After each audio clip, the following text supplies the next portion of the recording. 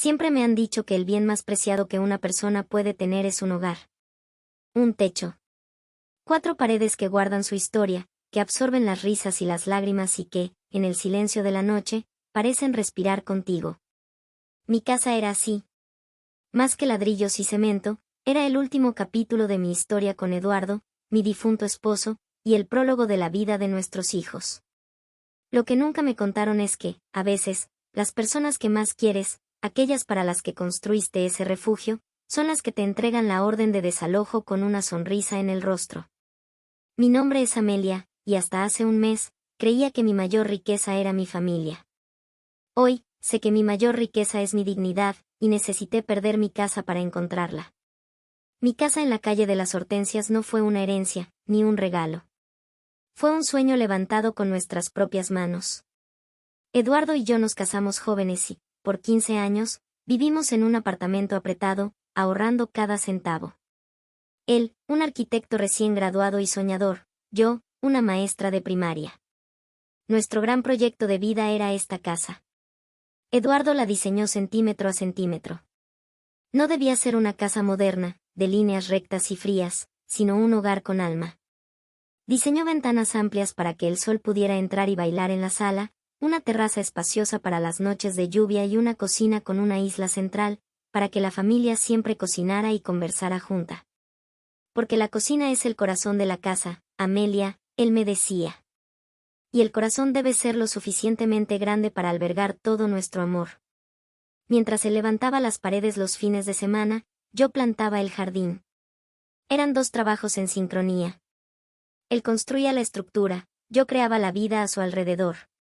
Nuestros hijos, Laura y Pedro, nacieron y crecieron en esa obra que, poco a poco, se transformaba en hogar. Aprendieron a caminar agarrándose de las paredes, aún sin revocar, y a hablar, escuchando el sonido del martillo de Eduardo. Cuando la casa estuvo lista, era la más hermosa de la calle. No la más lujosa, pero sí la que tenía más calidez. Y por 25 años, fue nuestro escenario. Fue en ella donde celebramos cada cumpleaños, cada Navidad. Fue en la terraza donde les enseñé a mis hijos a leer. Cada marca en el piso de madera, cada rayón en la pared de la cocina, era un párrafo de nuestra biografía. Eduardo se fue hace 8 años, llevado por un corazón que de tanto amar, se cansó de latir. Quedarme en la casa fue mi forma de mantenerlo vivo. Cuidar el jardín, sentarme en su sillón, sentir el olor de sus libros en la estantería, era mi conversación silenciosa con él. Mis hijos ya estaban casados y con sus propias vidas. Laura, la mayor, siempre fue pragmática, casi fría. Se casó con un empresario y adoptó un estilo de vida donde el afecto se medía en transacciones. Pedro, el menor, era lo opuesto, un soñador de buen corazón, pero débil, fácilmente influenciado por su esposa, Brenda, una mujer que veía la vida como una competencia social. Nunca les pedí ayuda económica. Mi jubilación de maestra, sumada a la pensión de Eduardo, era más que suficiente para mí. Pero hace 2 años, sufrí una caída en el jardín. Me rompí la muñeca. Nada grave, pero fue suficiente para que ellos usaran mi vulnerabilidad como un caballo de Troya. Mamá, ya no puede encargarse de todo sola, dijo Laura, con una preocupación que sonaba más a una orden. ¿Y si le pasa algo más grave? Necesitamos tener cómo resolver los asuntos del banco, pagar los impuestos de la casa. Es por su protección. Me convencieron de firmar un poder notarial, un documento que, según ellos, solo les daría facultades para asuntos administrativos. Yo, fragilizada por la caída y con la confianza ciega que solo una madre tiene, firmé. Poca idea tenía de que no estaba firmando un poder, sino mi propia sentencia de destierro. A partir de ese día, comenzaron a manejar mi vida. Laura venía una vez por semana, no a visitarme, sino a auditar mis cuentas. Mamá, este caserón da muchos gastos. ¿No cree que un apartamento más pequeño sería más inteligente? Pedro y Brenda venían los domingos, y sus comentarios eran sobre el espacio. ¡Ay, suegrita, tanto cuarto vacío! Se podría hacer un gimnasio, una sala de cine. ¡Qué desperdicio! No veían la casa como un hogar, la veían como un activo inmovilizado, un capital estancado que podría estar rindiendo en otro lugar. Y yo, la guardiana de las memorias, era el único obstáculo entre ellos y el dinero. La jugada final llegó disfrazada de regalo. Hace 3 meses, llegaron con un sobre en la mano. Mamá, sorpresa, dijo Pedro, emocionado. Le compramos un regalo. Dentro del sobre, un cupón para un crucero de 15 días por la costa. Un barco de lujo, con todo incluido. Nosotros nos encargamos de todo aquí. Solo tiene que hacer las maletas y descansar. Mi corazón se llenó de una gratitud ingenua. Pensé que, por fin, me estaban viendo. Preparé mis maletas emocionada y me embarqué en el barco, dejando mi casa atrás, bajo el cuidado de ellos. Los primeros días del crucero fueron maravillosos, pero una pequeña semilla de inquietud empezó a brotar. Las llamadas de mis hijos eran extrañas, cortas, demasiado efusivas. Está todo perfecto, mamá. Disfrute mucho. No se preocupe por nada. La insistencia para que yo no me preocupara era exactamente lo que me preocupaba. En la segunda semana del viaje, la bomba explotó. La llamada no vino de ellos, vino de doña Irene, mi vecina y amiga de más de 40 años. Amelia, hija, discúlpame, pero tenía que hablar contigo. Algo muy extraño está pasando en tu casa. Mi corazón se heló. ¿Qué pasa, Irene? Desde que te fuiste, no para de entrar y salir gente. Personas de traje, con tablas, midiendo todo. Y hoy, Amelia, hoy por la mañana, clavaron un cartel en tu jardín. ¿Qué cartel, Irene?, pregunté, ya sabiendo la respuesta, pero negándome a creer. Un cartel de, se vende, Amelia. Un cartel enorme, de esos de inmobiliaria de lujo. Mi mundo, el lujo del barco, el azul del mar, todo se desvaneció. Sentí un escalofrío en la espalda, una náusea. Colgué el teléfono y, con las manos temblorosas, llamé a Laura. Ella contestó con una voz falsamente alegre. Mamá, qué sorpresa. ¿Pasó algo? ¿Pasó, Laura? Lo que pasó es que hay un cartel de, se vende, en mi casa. ¿Me puedes explicar qué significa eso? Hubo un silencio del otro lado. Entonces su voz cambió, perdiendo la dulzura y asumiendo el tono pragmático y frío que yo conocía tan bien. Ay, ya se enteró. Mire, mamá, era lo mejor que podíamos hacer. Íbamos a decírselo cuando regresara. No queríamos arruinar su viaje. ¿Arruinar mi viaje? ¿Están vendiendo mi casa a mis espaldas y les preocupa arruinar mi viaje? Mi voz era un hilo. Mamá, sea razonable. La casa es un elefante blanco, da muchos gastos, mucho trabajo. Ya no tiene edad ni salud para cuidarla. Conseguimos un comprador excelente, un inversionista que pagó un valor altísimo. Con ese dinero, le compramos un apartamento de lujo, pequeño, moderno, cerca de nosotros. Y lo que sobre, lo invertimos. Es por su bien, por su seguridad. Por mi bien, repetí, sintiendo el sabor amargo de la traición en la boca. Usaron el poder notarial que firmé cuando estaba enferma y vulnerable para vender la casa que su padre construyó, la casa donde ustedes crecieron. Papá era un hombre práctico, mamá. Él estaría de acuerdo. Basta de sentimentalismos. Esto es un negocio, y fue un excelente negocio para todos nosotros. Para todos nosotros. En ese momento, lo entendí. Yo ya no formaba parte de su nosotros. Yo era solo la matriarca de un patrimonio que ellos habían decidido liquidar. Colgué el teléfono. El shock inicial dio paso a una furia fría, una claridad de pensamiento que el dolor parecía haber afilado. Me enviaron lejos para poder actuar sin impedimentos. Me trataron como a una niña senil, incapaz de decidir sobre mi propio futuro. Estaban vendiendo mi alma. Pero se olvidaron de un detalle. Eduardo era un hombre práctico, sí. Tan práctico que, además de enseñarme a amar un jardín, me enseñó a tener mi propio fondo de emergencia, un dinero solo mío en una cuenta separada, un secreto que nunca había compartido con nadie. Para las tormentas de la vida, Amelia, él me decía. Para que nunca dependas de nadie.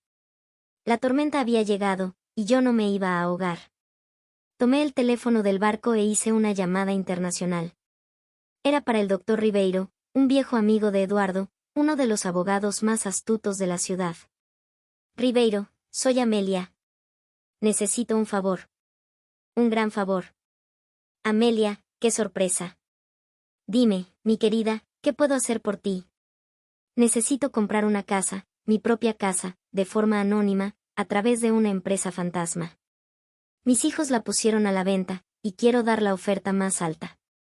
Hubo un largo silencio del otro lado, y entonces escuché la risa de Ribeiro, una risa de admiración. Amelia, eres la única mujer que conozco que haría algo así. Déjalo en mis manos. ¿Cuál es el plazo? Miré el calendario del crucero. Yo llegaría de vuelta un viernes. La escritura debe estar firmada y registrada a mi nombre para el próximo jueves. Y, Ribeiro, mis hijos están planeando una barbacoa el sábado para celebrar la venta de la casa. Me gustaría darles una sorpresa. Mi querida, dijo él, con la voz llena de una complicidad entusiasta. Será un placer orquestar su visita de bienvenida. Colgué el teléfono y miré el mar por la ventana de la cabina. Las olas chocaban contra el casco del barco, pero por primera vez, no me sentía a la deriva. Estaba al mando. Creían que me estaban echando de mi hogar. Pocos sabían que estaba a punto de convertirme en su nueva e inesperada dueña. La barbacoa del sábado prometía ser inolvidable. El desembarco el viernes fue la apoteosis de su teatro. Laura y Pedro me esperaban en el puerto con sonrisas ensayadas y brazos abiertos. Mamá, qué bueno verla. ¿El viaje estuvo bien? Se ve cansada, dijo Laura, tomando mi maleta. No me lleven a casa, dije, con la voz deliberadamente débil. Sé que la casa ya no es mía. Déjenme en un hotel. Me las arreglo. ¿Qué hotel, mamá? Déjese de tonterías, exclamó Pedro. Le preparamos una sorpresa. Un lugar nuevo, mucho mejor. Me llevaron a un departamento de lujo en el centro, uno de esos edificios para ejecutivos o ancianos ricos. El apartamento era moderno, impersonal, con muebles de diseño y una cocina que parecía nunca haber sido usada. Era una jaula dorada. Mire qué maravilla, mamá. Conserjería 24 horas, servicio de limpieza, no tiene que preocuparse por nada. Está muy limpio, dije. Y la falta de emoción en mi voz fue para ellos el sonido de la tristeza y la derrota. Pero mañana tendremos un día feliz, una barbacoa en la casa para despedirnos y para celebrar la nueva etapa. Y lo mejor, el nuevo dueño confirmó su asistencia. Caminé por el apartamento, toqué los muebles fríos, y para mí, aquello era la antítesis de mi casa. Una barbacoa, repetí. Qué bueno, hijos. Qué bueno que están felices. Me dejaron allí, en el apartamento estéril, con la promesa de recogerme al día siguiente para la fiesta. Tan pronto como cerraron la puerta, me senté en el sofá, que no era mío, y sonreí. El escenario estaba listo. El acto final estaba a punto de comenzar. El sábado, me puse un vestido de lino blanco, sencillo pero elegante. Recogí mi cabello en un moño y usé el collar de perlas de mi madre. Cuando Laura vino a buscarme, me miró con aprobación. «Qué bien se ve, mamá». ¿Vio cómo un poco de descanso le hizo bien? Yo solo sonreí. Llegar a mi propia casa como invitada fue una de las experiencias más surrealistas de mi vida. El sonido de la música alta, el olor a carne asada, las risas, todo aquello profanaba el santuario que un día fue mi hogar. La fiesta estaba en su apogeo. El jardín, mi jardín, estaba pisoteado por decenas de personas. Había un bar cerca de los rosales de Eduardo. La piscina estaba llena de niños gritando. Laura y Pedro eran los anfitriones perfectos. «Felicidades por la venta». «Hicieron un gran negocio», escuché decir a un amigo de Laura. «Sí, ahora solo queda invertir y cosechar los frutos, y mamá por fin tendrá el descanso que se merece en un lugar adecuado», ella respondió, lanzándome una mirada de compasión. Me trataban con una solicitud exagerada, humillante. Cada 5 minutos, uno de ellos venía a preguntar, ¿se siente bien? Mamá, ¿quiere un poco de agua? ¿Quiere sentarse en la sombra? No estaban preocupados por mí. Estaban actuando para sus amigos, mostrando cuán hijos abnegados eran, cuidando a la pobre madre senil a la que habían salvado de una casa demasiado grande. Acepté el papel, me senté en una silla con un vaso de refresco en la mano y observé. Vi a Brenda, la esposa de Pedro, explicándole a un grupo de amigas los planes para el dinero de la venta. Por fin haremos ese viaje a Europa y quizás demos el enganche para un apartamento más grande con una terraza de verdad. Vi a Laura mostrándole la casa a una pareja de amigos. Aquí podemos tirar todo, hacer un concepto abierto, ¿y este jardín? Olvídelo. Vamos a cementarlo y hacer una cancha de beach tenis. Cada palabra era una puñalada, pero no lo demostraba. Solo sonreía. Una sonrisa enigmática, la sonrisa de la Mona Lisa. Yo era una espectadora en la fiesta que celebraba mi propia anulación. A las 3 de la tarde, la agitación aumentó. El celular de Laura sonó. «Es el doctor Ribeiro», anunció en voz alta. «Está en la puerta». El nuevo dueño llegó. Una ola de curiosidad recorrió la fiesta. Todos querían conocer al misterioso y rico inversionista. Laura y Pedro corrieron a la puerta, sus rostros brillando de triunfo. Brenda y el marido de Laura los siguieron ansiosos. Yo me quedé sentada, tomando mi refresco. El corazón me latía fuerte, pero mis manos estaban firmes. Vi al doctor Ribeiro entrar. Llevaba un traje de lino claro y un maletín de cuero en la mano. Estaba solo. «Doctor Ribeiro, qué gusto», dijo Laura, extendiendo la mano. «Bienvenido, pero ¿dónde está el comprador? ¿No vino?» Pedro miraba a su alrededor, buscando un auto de lujo, a un hombre de apariencia importante. El doctor Ribeiro sonrió, una sonrisa pulida y divertida. «Ah, sí, el comprador. En realidad, la compradora». Y ella insistió en venir personalmente para la firma final. «De hecho, ya está aquí». Los ojos de todos siguieron la mirada de Ribeiro, que se fijó en mí, sentada tranquilamente en mi silla. Él caminó hacia mí, atravesando el jardín pisoteado, y se detuvo frente a mí. «Amelia, mi querida», dijo en voz alta, para que todos pudieran escuchar. «Aquí están los documentos finales para su firma, la transferencia de la propiedad a la empresa Hortensia Emprendimientos, de la cual usted es la única propietaria». El silencio que siguió fue absoluto. La música pareció detenerse, las risas murieron. 200 pares de ojos se voltearon hacia mí, luego a los rostros congelados de Laura y Pedro. Vi cómo el color desaparecía del rostro de mi hija. Vi la boca de mi hijo abrirse, pero no salió ningún sonido. Vi la expresión de triunfo en la cara de Brenda transformarse en una mueca de horror e incredulidad. El doctor Ribeiro abrió el maletín y me entregó una pluma. «Si puede firmar aquí, en la línea de la compradora, la transacción estará completa». Me levanté despacio, tomé la pluma, miré a mis hijos, que me miraban como si estuvieran viendo un fantasma. Miré a sus amigos, paralizados. Miré mi jardín, mi casa. Entonces, con la voz más clara y firme que he tenido en la vida, me dirigí a todos los presentes. «Mis queridos amigos, y principalmente, mi querida familia», dije. «Me gustaría agradecerles a todos por haber venido a esta barbacoa. Es un momento muy especial para mí». Hice una pausa, con el suspenso flotando en el aire. Después de todo, no todos los días se compra uno su propia casa de vuelta. Y ahora, como la nueva y antigua dueña, me gustaría hacer un anuncio. Mi mirada se clavó en los ojos aterrorizados de Laura y Pedro. La fiesta terminó. Tienen media hora para recoger sus pertenencias y a sus invitados de mi propiedad. Firmé el documento con caligrafía firme. Le devolví el maletín a Ribeiro y, volteándome hacia el muchacho que se encargaba de la parrilla, le dije con una sonrisa verdaderamente feliz: «Joven, puede apagar el fuego. La barbacoa, a partir de ahora, es para un evento privado. Muy, muy privado».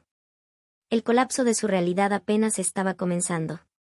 El silencio que se apoderó de mi jardín después de que el último auto de los invitados se fue, chillando las llantas por la prisa de escapar de la escena del desastre, era diferente a cualquier silencio que yo hubiera conocido. No era el silencio pacífico de mis mañanas, ni el silencio nostálgico de las noches sin Eduardo. Era un silencio pesado, denso, lleno de palabras no dichas, de platos de ensalada de papa a medio comer y de una humillación que parecía haber dejado un residuo aceitoso en el aire. Mi casa, un día un santuario de amor y risas, se había convertido en el escenario de una venganza tan fría como la traición que la inspiró. Y yo, Amelia, Estaba lista para cosechar los frutos de mi nueva libertad, sabiendo que la justicia, cuando llega a tiempo, tiene un sabor agridulce, pero increíblemente satisfactorio. Mis hijos fueron los últimos en irse, o mejor dicho, en ser expulsados a la fuerza. Después de mi declaración, se quedaron paralizados por un largo momento, sus rostros eran un cuadro de pánico y furia. Laura fue la primera en recuperarse. Su frialdad pragmática se transformó en veneno puro. No pudiste haber hecho esto, siseó, con la voz baja para que los pocos amigos restantes no la escucharan. Nos humillaste delante de todos. ¿Tienes idea de lo que la gente va a decir? Me preocupa más lo que yo misma voy a decir, Laura, y lo que voy a hacer, respondí sin inmutarme. Tu preocupación por las apariencias es lo que nos trajo hasta aquí. La media hora que les di está por terminar. Pedro, en cambio, se derrumbó. Se sentó en el borde de la piscina, con la cabeza entre las manos, llorando como el niño que una vez fue. ¿Y el dinero, mamá? ¿Y el dinero de la venta? Contábamos con él. Tengo deudas. ¿Cómo pudiste hacernos esto? El dinero, repetí, mirando a mi hijo de casi 40 años. El dinero que vendría de la venta del trabajo de mi vida, de la memoria de tu padre, Eduardo. Ese dinero nunca fue tuyo, Pedro. Fue solo un delirio de tu codicia. Y se evaporó. Brenda, la esposa de Pedro, y el marido de Laura intentaron intervenir, hablando de contratos, de familia, de sentido común. Los ignoré. Eran actores secundarios en este drama. Mi asunto era con los protagonistas de la traición. Cuando el reloj marcó los 30 minutos, caminé hasta el teléfono de la cocina y llamé a la empresa de seguridad que patrullaba el barrio. Buenas noches, soy Amelia, de la calle de las Hortensias. Tengo algunas personas en mi propiedad que se niegan a irse. ¿Podrían mandar una patrulla para escoltarlos, por favor? La amenaza velada fue suficiente. Verlos recoger sus cosas a toda prisa, bajo las miradas curiosas de los vecinos que espiaban por encima de los muros, fue una escena triste, pero necesaria. No se fueron como hijos que se despiden de la casa de su madre. Salieron como intrusos, siendo expulsados de la escena del crimen. Cuando el portón se cerró, me recargué en la puerta y respiré hondo. La casa era un caos. A la mañana siguiente, me desperté en mi propia cama, en mi propio cuarto, pero sentía como si estuviera en tierra extraña. La energía de ellos, la avaricia, la superficialidad, todo aquello parecía haber impregnado las paredes. Necesitaba un exorcismo, un ritual de purificación. Empecé por el jardín. Era la víctima más visible. Me puse mis guantes de jardinería y comencé el trabajo. Fue una tarea metódica, casi meditativa. Cada colilla de cigarro que recogía, cada vaso de plástico que sacaba de un macizo de flores, era como si estuviera extrayendo un pequeño tumor del alma de mi casa. Pasé 3 días enteros en el jardín. Aflojé la tierra compactada, la aboné, la regué.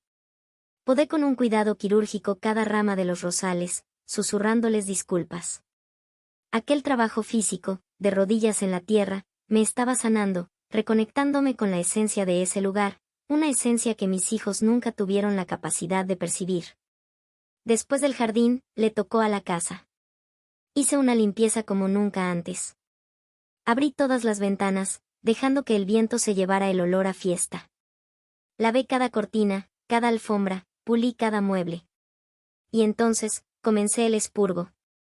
Cualquier objeto que me recordara la influencia de ellos, su intento de moldearme, fue retirado. Un jarrón moderno que Laura me regaló, donado. Un juego de portavasos con el logotipo de la empresa del marido de ella, a la basura. Fui quitando, capa por capa, su presencia hasta que la casa volvió a ser solo mía y de Eduardo. En medio de la limpieza, encontré el cartel de se vende de la inmobiliaria. Lo llevé a la parrilla del patio, el mismo lugar donde ellos celebraron mi supuesta derrota. Lo rompí en pedazos con una satisfacción sombría y lo usé como leña para encender un fuego. Mientras las letras se vende eran consumidas por las llamas, sentía que estaba quemando el último puente hacia la mujer que fui. Durante todo ese tiempo, mi celular no paró. Eran decenas de llamadas y mensajes de desesperación. Mamá, esto es una locura. No nos puedes tratar así. Somos tu familia, decía Laura. Por el amor de Dios, mamá, contéstame. Voy a perder mi apartamento. Brenda no para de llorar, suplicaba Pedro. Lo que usted hizo fue de una crueldad sin igual. Nuestros amigos no paran de comentar, se quejaba Brenda. Yo leía y borraba. Sus palabras ya no me afectaban. Eran solo el ruido de un mundo al que ya no pertenecía. La semana siguiente, vinieron en persona. El intercomunicador sonó y la voz tensa de Laura se escuchó. Mamá, abra el portón. Necesitamos hablar. Caminé lentamente hasta el aparato. Miré por la ventana y los vi, los cuatro parados en la acera, pareciendo un grupo de vendedores insistentes. No tengo nada de qué hablar con ustedes, Laura, respondí, con la voz muy tranquila. No sea ridícula. Somos sus hijos. Tiene la obligación de hablar con nosotros. Mi única obligación era criarlos y educarlos. Cumplí mi parte. Ahora son adultos y mis obligaciones terminaron. Mamá, por favor, la voz de Pedro sonó suplicante. Nos equivocamos.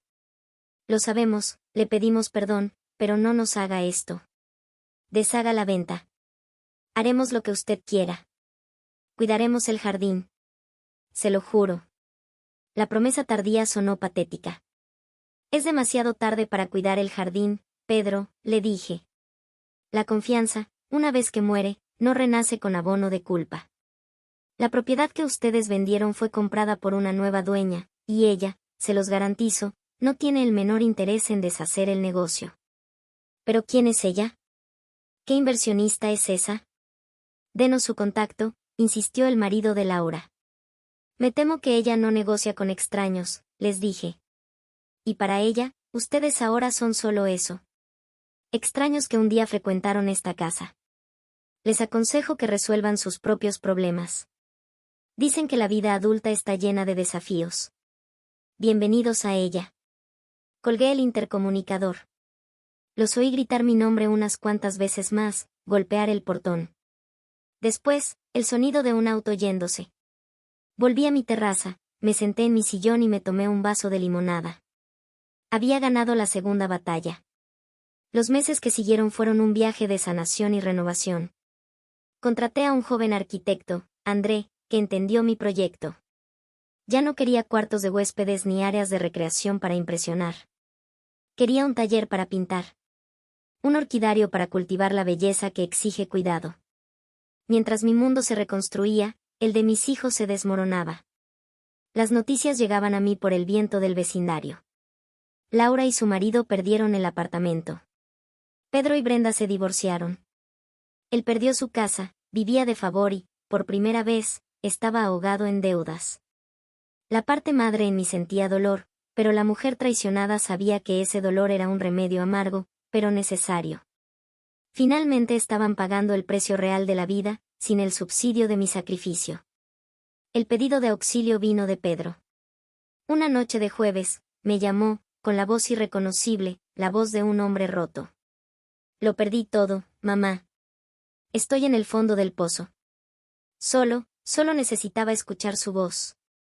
Su desesperación era tan real que me golpeó en el pecho. El viejo instinto de correr y arreglarlo todo me gritó por dentro, pero lo silencié. ¿Dónde estás, Pedro?, pregunté. Quédate ahí, voy para allá. Lo encontré en un café, parecía haber envejecido 10 años en pocos meses. Soy un fracaso, mamá, susurró. Lo destruí todo. Lo dejé llorar. Cuando se calmó, le dije, no, Pedro, no eres un fracaso. Fuiste un tonto, un hombre débil que se dejó llevar. Pero la tontería se puede arreglar. La debilidad se puede transformar en fuerza. Depende de ti. En medio de nuestra conversación, apareció Laura. Lo que él dijo es lo que yo también siento, confesó. Fuimos crueles, egoístas y, peor que todo, estúpidos. Teníamos el tesoro más grande del mundo, un verdadero hogar, y lo cambiamos por un espejismo de estatus. No voy a pagar sus deudas, les dije. El camino de regreso a la dignidad es uno que tendrán que recorrer solos con sus propios pies. Asintieron, resignados. Pero, continué, y la madre en mí finalmente habló, lo que sí puedo ofrecerles es un plato de comida los domingos. Mi casa, mi nueva casa, estará con las puertas abiertas para mis hijos. Las lágrimas volvieron a sus ojos, pero esta vez eran diferentes. Eran lágrimas de quienes reciben un hilo de esperanza. Mi casa estuvo lista 6 meses después. El taller, el orquidario, el rosal de Eduardo replantado. Y los domingos, ellos comenzaron a venir. Tímidas al principio, las visitas se convirtieron en conversaciones, en risas. No pedían nada, solo compartían. Y me preguntaban sobre mis pinturas, sobre mis orquídeas, sobre mi vida. Un día, mi nieto, Tiago, me ayudaba a cuidar las plantas. Abuela, dijo, con sus 10 años de sabiduría, esta casa es más bonita que la otra. ¿Por qué crees, mi amor? No sé. Parece que aquí las flores sonríen. Y hoy, mi vida está llena. Llena de colores en mi lienzo, de perfumes en mi orquidario, de risas de mis amigos, de conversaciones tranquilas con mis hijos. Todavía están pagando el precio de sus decisiones, pero lo están haciendo con una nueva dignidad. Están aprendiendo que el valor de un hombre o de una mujer no está en la casa que tienen, sino en el carácter que construyen. A veces me siento en la terraza, miro el rosal de Eduardo y pienso en lo curiosa que es la vida.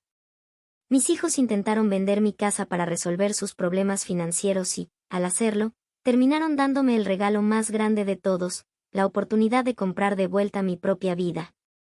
Y esa, descubrí, es la única propiedad que realmente importa.